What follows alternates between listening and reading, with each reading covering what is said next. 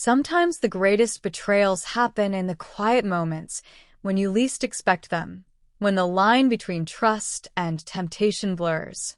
Imagine this. You're alone in your room, half naked, wrapped in nothing but an old shirt. You hear footsteps, the door creaks open, and suddenly, your husband's friends are standing there, staring at you. In that moment, you know everything is about to change. What happened next? Well, let's just say I wish I could take it all back. But I can't. And I'm not sure I even wanted to. My name isn't important, but my story is. I was 23, newly married to the love of my life. At least, that's what I told myself. My husband was everything you'd think a perfect man should be. Hardworking, loyal, the kind of man who would give up his dreams to make me happy. But sometimes love becomes routine, and routine makes you blind. I didn't realize how far I'd let myself fall until the day temptation walked right into my room. It didn't start with a kiss, or even a touch. No. It started with a look that lasted just a second too long. A grin that said more than it should. And when his friends, my husband's friends, stepped into my world, the air turned thick, the silence deafening, and the space between us became a doorway I wasn't sure I wanted to close. This is a story about secrets, the kind that make your skin burn with guilt and your heart race with desire. It's about choices, shame, and the kind of mistakes that leave scars no one can see.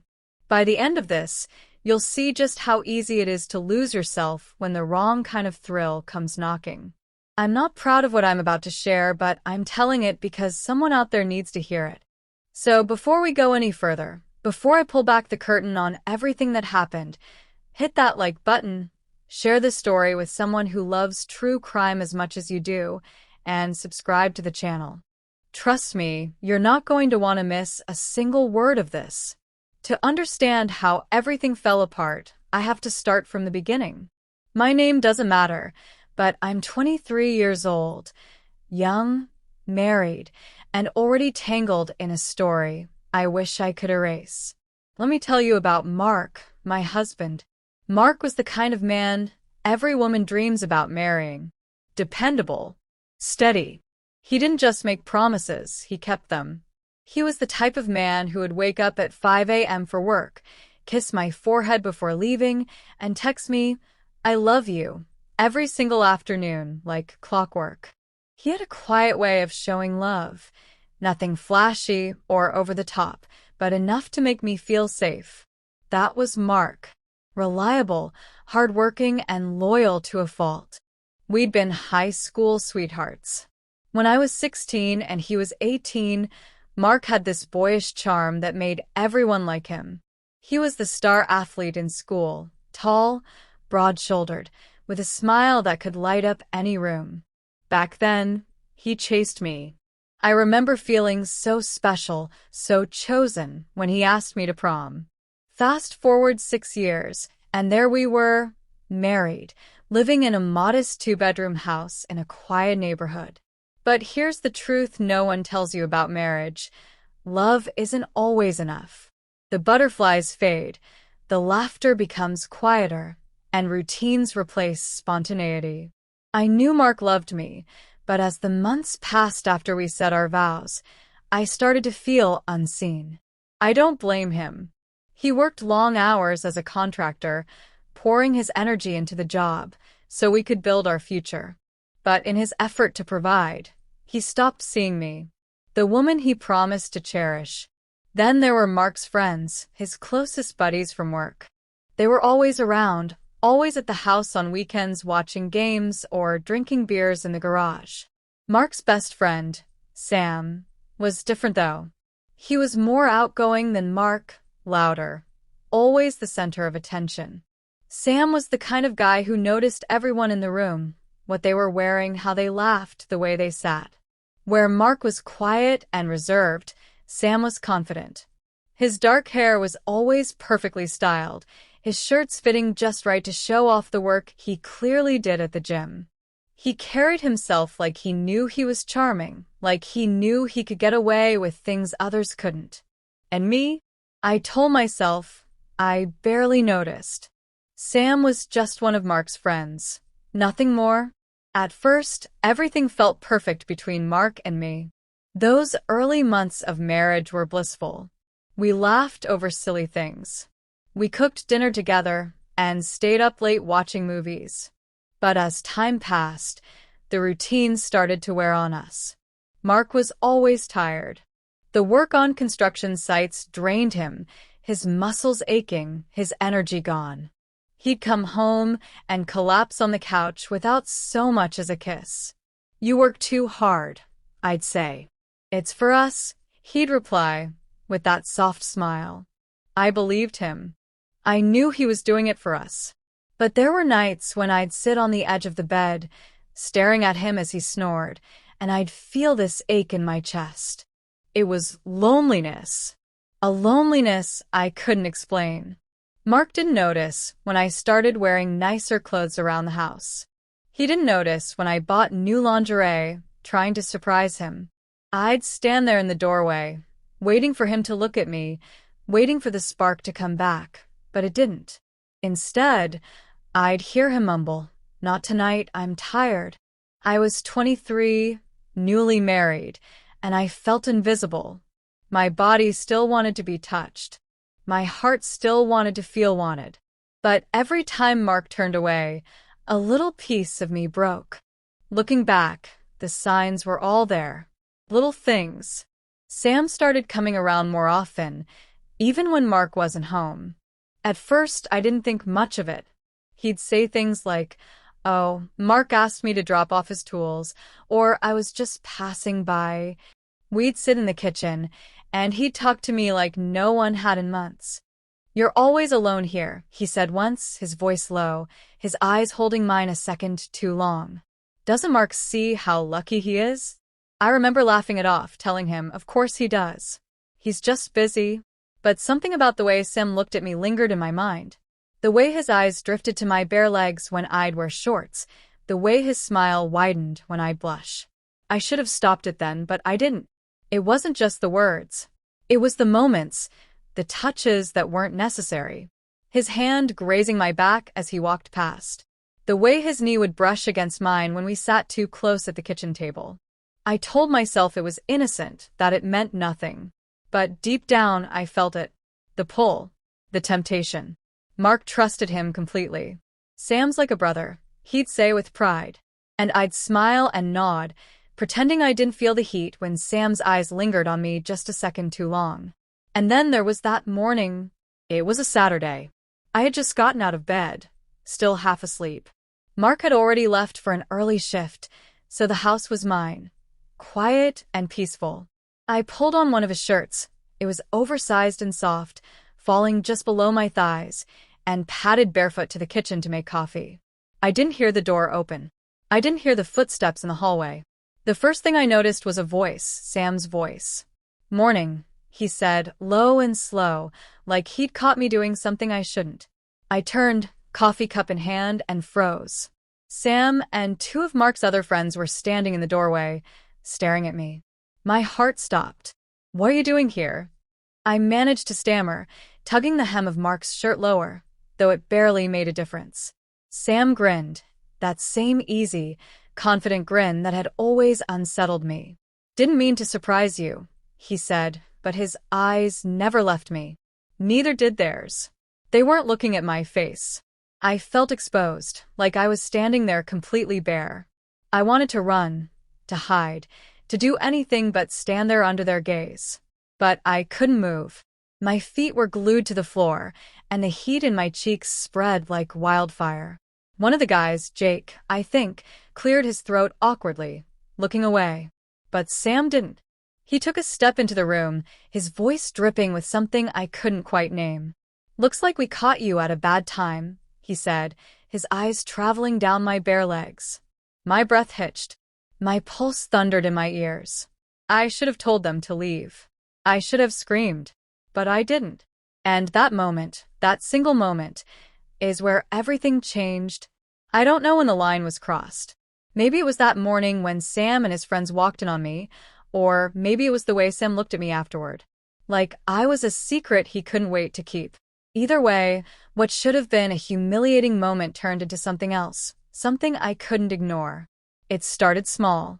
After that day, Sam started texting me. At first, it was casual, innocent even.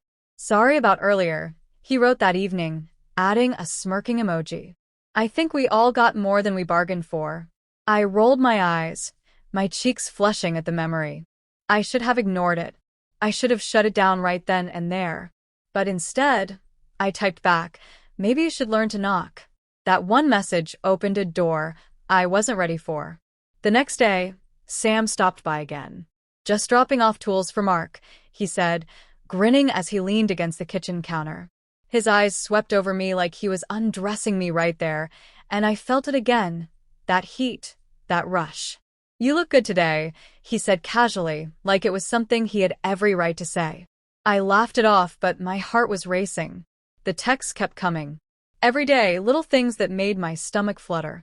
What are you up to? Thinking about you. Bet you look good right now. I knew it was wrong, but I liked the attention. I liked the way he made me feel, seen, desired, alive. It was a feeling I hadn't had in so long, and I started looking forward to his messages more than I'd ever admit. One evening, Mark was passed out on the couch, exhausted from another long shift. My phone buzzed, and I saw Sam's name light up the screen. You free? I'm outside. My heart jumped. I glanced at Mark, his chest rising and falling softly. I knew I should say no, but my feet moved before my brain could stop them. I slipped outside, and there he was, standing next to his truck, hands in his pockets, that same cocky grin on his face. You shouldn't be here, I whispered. Why not, he said, stepping closer. You don't want me to go. And I didn't. I let him take my hand, his fingers rough but warm against mine. When he pulled me close, his lips brushing against my ear, I shivered. When's the last time someone told you how beautiful you are? He murmured, his voice low and thick with something dangerous. I didn't stop him when he kissed me. I didn't even hesitate. The moment his lips met mine, I melted. It wasn't soft or gentle. It was hunger, pure and raw. His hands gripped my waist, pulling me against him, and I let him. My fingers curled into his shirt, my body pressed, so close I could feel every inch of him. I've wanted this since the day I saw you, he growled against my lips, his hands slipping lower, exploring places I hadn't let anyone touch in months. I knew it was wrong, but in that moment, I didn't care. I wanted more. I wanted him. That night was the beginning. The first of many secret meetings. The lies came easily. I'm just going out to get groceries. Or, I'm visiting a friend. I started wearing makeup more often, dressing up for no reason. Sam noticed everything. You wore that for me, didn't you? He teased, his eyes raking over me as I climbed into his truck, my skirt riding up just a little too high. I stopped pretending to be shocked when he pulled me into his lap, his kisses leaving me breathless, his hands roaming everywhere they could reach. I let him push me down onto the back seat of his truck, his voice murmuring filthy things in my ear that made me forget who I was, forget what I was risking. I was addicted. To the thrill, to him, to the way he made me feel like I was the only woman in the world. I didn't see the danger. I didn't see the cracks. I only saw Sam. Mark started noticing changes, even if he didn't say anything at first. You're out a lot these days, he said one evening as I slipped my phone face down onto the counter. His tone was soft, almost casual, but I heard the edge. Just running errands, I replied quickly, my heart skipping a beat. Mark stared at me for a moment, his brow furrowed. Everything okay? Of course, I said, forcing a smile. But deep down, I could feel him watching me more closely. He'd ask little questions. Who were you texting? Where'd you go today? And I'd lie through my teeth, smiling sweetly as I fed him excuse after excuse. I hated myself for it, but I couldn't stop. Late at night, when I thought he was asleep, I'd sneak off to the bathroom to read Sam's texts. They were bold, filthy, and thrilling. Can't stop thinking about you. When can I see you again? Each message made my pulse race. even as guilt clawed at my chest. It happened on a Wednesday. Mark had left for work, or so I thought. I was in the kitchen, standing at the counter in a fitted dress, something Sam liked, when I heard footsteps behind me. "Who's that for?" Mark's voice cut through the silence. I froze.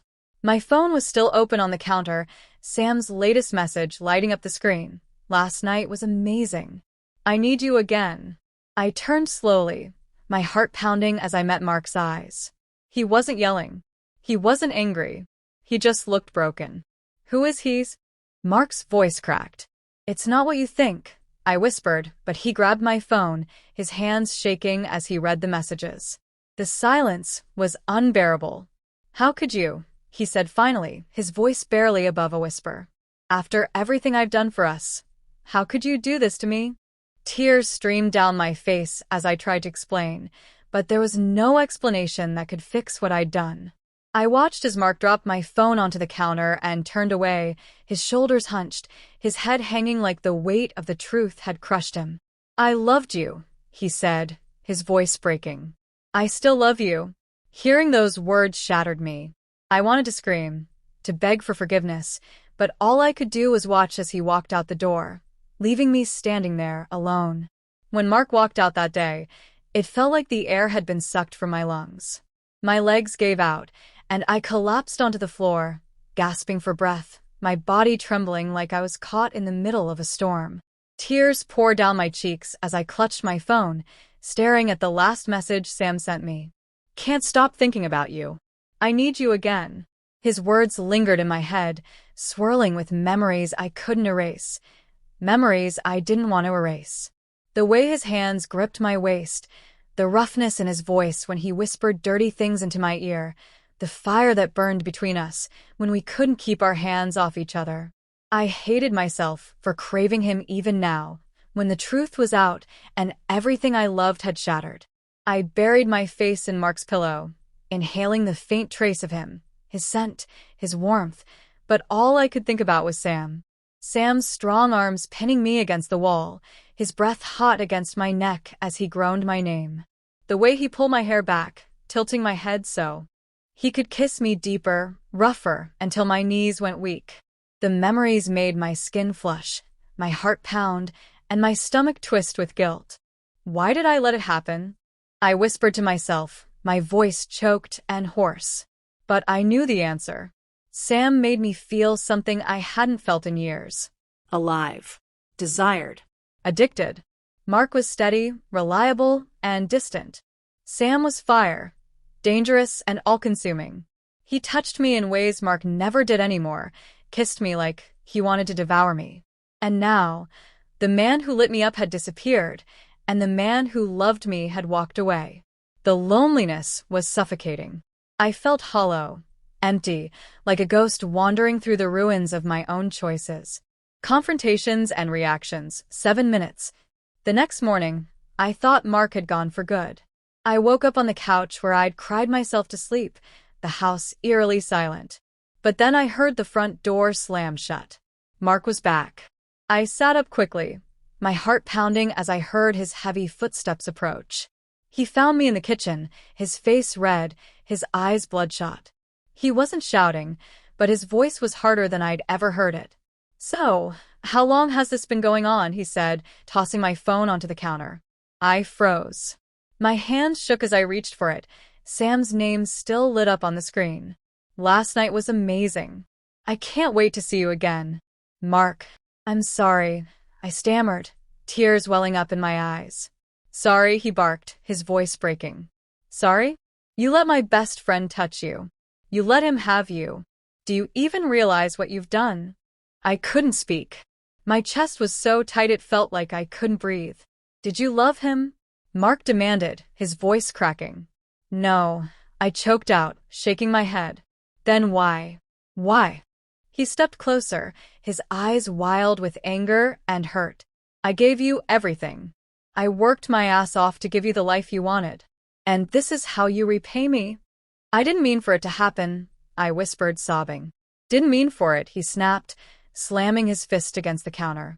"You let him touch you. You let him do things with you that should have been mine. Did you even think about me when you were sneaking around with him? When he was on top of you? His words hit me like a punch to the gut because they were true. I thought back to the nights Sam pressed me against his truck, his hands pushing my skirt up, his voice growling filthy promises as he kissed his way down my body. I could feel the heat rising to my face, and I hated myself for the way my skin still tingled at the memory. Mark watched me, his expression twisting as though he could read my thoughts. "You're unbelievable," he muttered, his voice low and venomous. "Mark, please," I begged, reaching out for him. But he pulled away, shaking his head. "Don't touch me." Those words broke me. I watched as he grabbed his keys and walked out the door again, slamming it so hard I flinched. This time, I knew he wasn't coming back. Broader consequences, 5 minutes. The fallout was worse than I could have imagined. The next day, my phone buzzed with a message from my best friend. "I can't believe what I'm hearing. Is it true? You slept with Sam?" I didn't reply. I couldn't. Words spread faster than wildfire. I couldn't walk into the grocery store without feeling the weight of every stare, every whisper behind my back. Women I used to chat with at the gym now avoided me like I was contagious.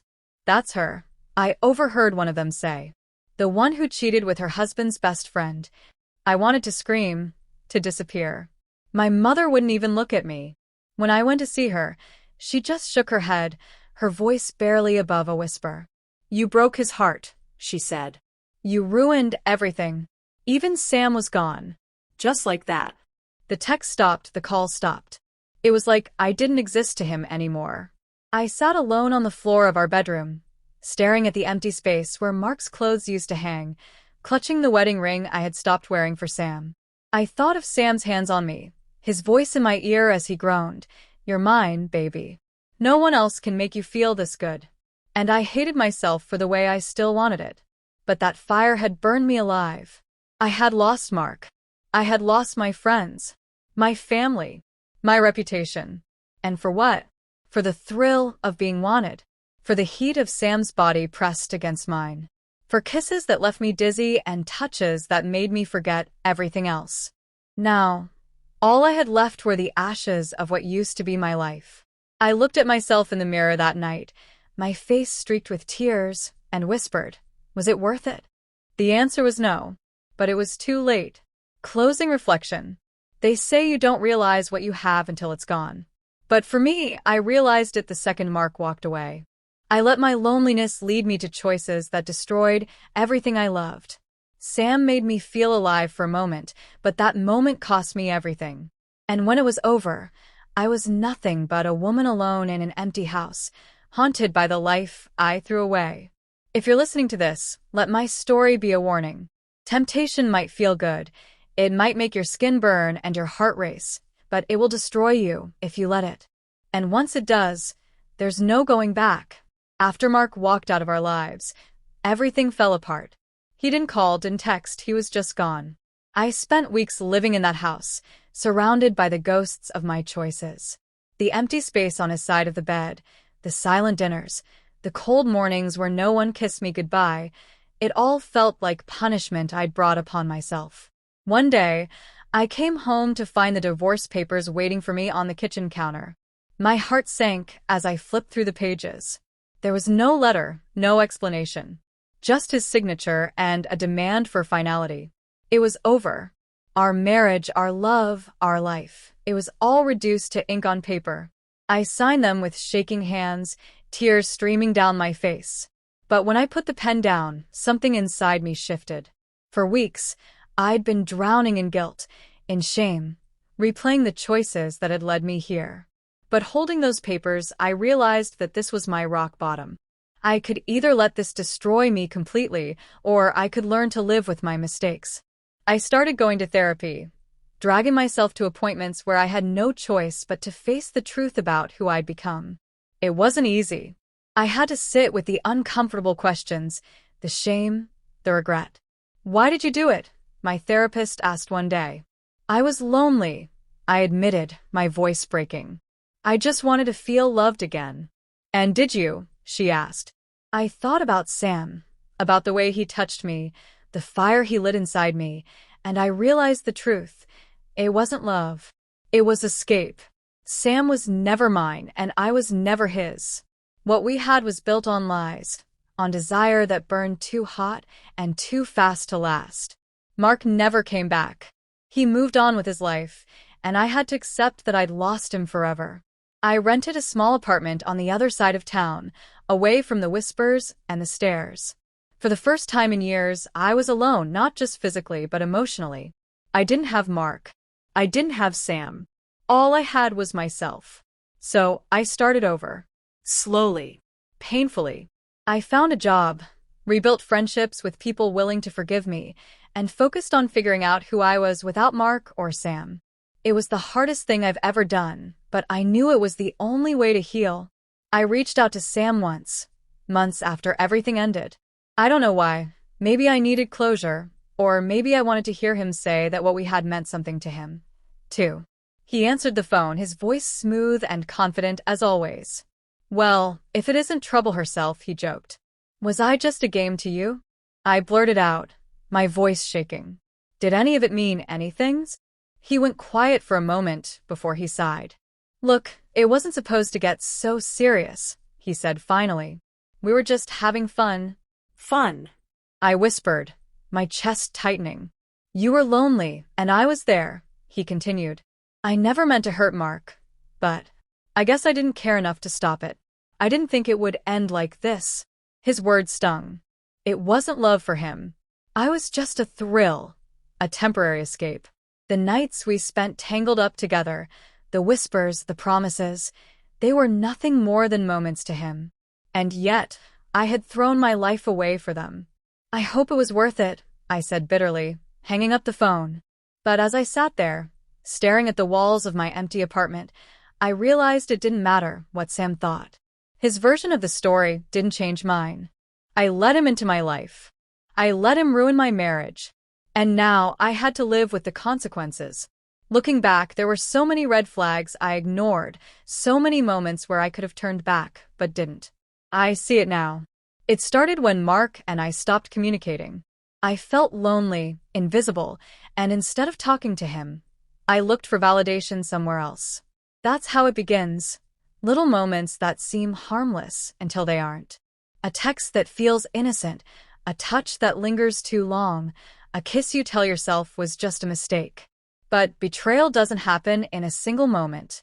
It's a series of choices, each one pulling you further away from the person you promised to love. And by the time you realize what you've done, it's too late to fix it. If you're in a relationship and you feel lonely, talk to your partner. Don't bury your feelings. Don't let yourself look for comfort somewhere else, because the thrill of the forbidden comes at a cost you might not be able to pay. I lost a good man because I let my loneliness make decisions for me. I thought Sam could fill the void Mark left, but in the end, all he gave me was a deeper emptiness. If there's one thing I've learned, it's this: no one can make you whole but yourself. Love isn't always passion and fire. It's trust, communication, and choosing each other every single day. I broke that trust, and I'll carry that regret for the rest of my life. Mark moved on. I heard through a mutual friend that he met someone new, someone kind, someone who loves him the way I should have. And I'm happy for him. He deserves that. As for me, I'm still learning to forgive myself. I'm still picking up the pieces of the life I shattered, one day at a time. Some nights, I lie in bed and think about Sam, about the fire we shared, the way he made me feel like the only woman in the world. But I remind myself that fire burns out. It always does. If you're listening to this, take my story as a warning. If you have someone who loves you, someone who trusts you, don't throw it away for a moment of excitement. Love is worth fighting for. And once you break it, you might not get another chance. And a gripping sense of finality. Betrayal changes everything. It shatters the foundation you thought was unbreakable, leaving you to question every word, every touch, every promise you ever believed. But as much as it hurts, it also reveals something about who we are, our capacity to love, to trust, and to rise from the ashes of our mistakes. I lost everything because I let desire blind me. I broke trust one can never repair, and I learned the hard way that some mistakes come with a price you can't undo. But in the end, betrayal taught me one thing. Real love isn't just about passion or excitement. It's about showing up every day, even when it's hard, even when it's boring. It's about choosing each other, again and again, no matter how tempting the escape might be. If you've ever been hurt like Mark, know that healing is possible. If you've made mistakes like mine, know that forgiveness, especially forgiving yourself, is the hardest but most necessary step. Now I want to hear from you. Have you, or someone you know, experienced infidelity? How did it change your life? Did it make you stronger, or did it break something you couldn't repair? Let's start a conversation. Share your stories in the comments below.